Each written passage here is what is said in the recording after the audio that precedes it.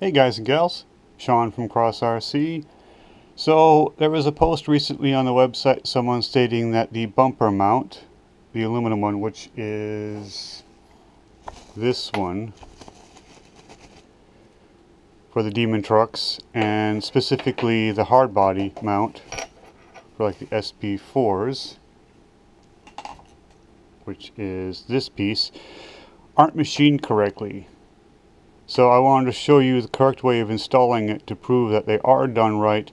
In reality, it took us 6 months to get these things done correctly. We had to send measurements. We had to send the first production line back, or first production pieces back, more than once, because either these holes weren't drilled the right diameter, they were too close together, these ones weren't even tapped on the sides, or they didn't have these holes in the top for your screws to actually lock the bumper in, which you can actually go in from the bottom. Yes, this is the correct orientation with the bar to the bottom.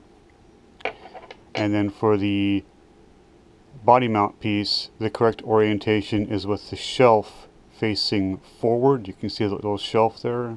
Maybe if the truck wasn't blocking the light, you can see that little shelf forward. This should be facing forward, and it actually mounts behind the bumper mount like that. Now the only thing we don't include with the kit are the 2 screws needed to attach the bumper mount, or the body mount, to the bumper mount.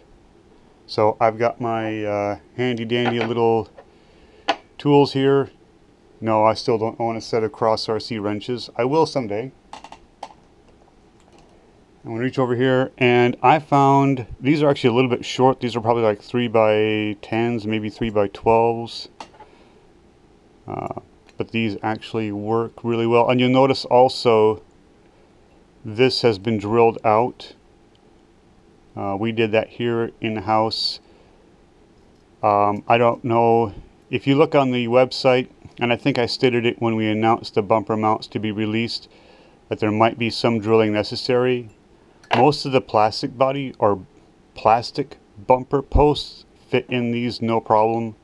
Some of the aluminum ones need them drilled out just slightly, which is what these are. So if you have an aluminum bumper, you might have to drill this. But I want to show you how to install this and show you that it does actually fit on the SP4 here. Now the first thing I'm going to do is take off the body mount screws, which are the two, I think they're like 2.6 millimeter or 2.4 millimeters off the bottom here.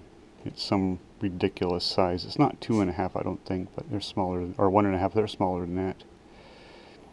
So there's these 2 screws. I'm also going to take off the bumper screw while I'm sitting here. So it's the 1 screw at the back of the bumper. Yes, I'm doing this in real time. Yes, I'm also old, so I can't see as well as I used to. Don't get old, kids. It sucks. Sadly, I would be probably better off if I did this blind versus trying to be able to see.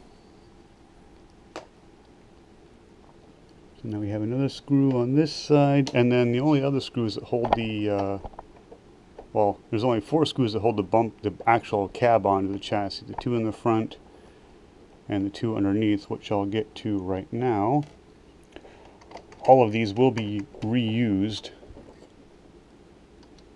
Obviously these ones more so than the other ones. So pull out the ones in the bottom of the cab. I've already got the engine out of this, the engine or motor cover out, because I'm trying to figure out how to mount a power switch in it, because right now my power switch just sort of floats around. So there's those. Now the cab should just lift off. Already got my wire unplugged, so there's the cab. We'll slide the bumper off. There's that. Put that off to the side.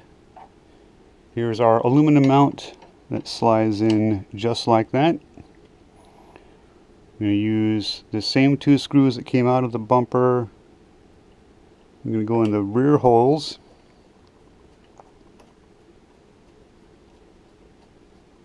Just like that. And on this side, that one right there. Hopefully you can see this. I'm trying to keep everything in camera and do this all in one shot so you see that there's no tomfoolery going on here. So that's that. Bumper mounts on. I guess this side isn't actually tight, is it? Ah, there you go. Okay, so bumper mounts on. Now the key to this, and I'm actually going to pop the hood off, is to get this edge on here first before you drop the cab down onto the rest of the chassis. So we're going to start with that, drop it down, make sure the fenders are equal on both sides, which they are. Now I'm going to start on the bottom with the lower screws. See, one take, no editing, because I suck at editing, because it's time consuming and I have mediocre software, we'll put it that way. Plus I can show you how quickly this is actually done if I do it in one take. So there's the 2 cab screws in.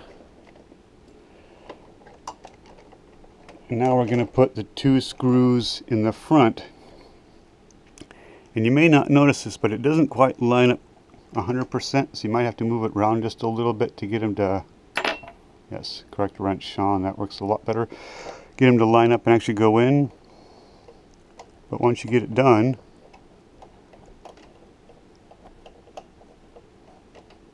and this one's going to fight me on that side. Oh, that one's lined up beautifully. Why don't I do this side first? Look at that.